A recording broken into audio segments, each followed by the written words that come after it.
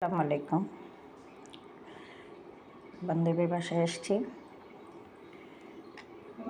সেমাই রান্না করেছে, রুটি দিয়ে খাবো বলে, আর তেলের পিঠা বানাচ্ছে। বান্ধবীর বাসায় এসেছি, আজকে সারাদিনই ওর সাথে ছিলাম। আজকে একটু ঘুরতে বেরিয়েছিলাম, তো আসছি, নিজের হাতে সেমাই বানালাম, রুটি ভাজলাম বান্ধবীর বাসায় খাওয়ার জন্য।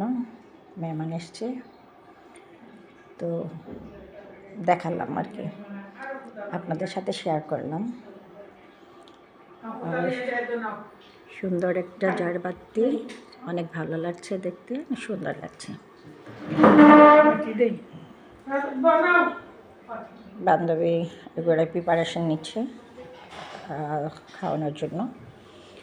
এখানেও সুন্দর একটা ঝাড়বাতি আছে বান্ধবীর ঘরে, উঠালাম। এসছে যেহেতু একটুখানি করে নিলাম আর কি। আপনারা ভালো থাকেন, সুন্দর থাকেন, সুস্থ থাকেন। আসসালামু আলাইকুম রহমতুল্লাহি ওয়া বারাকাতুহু।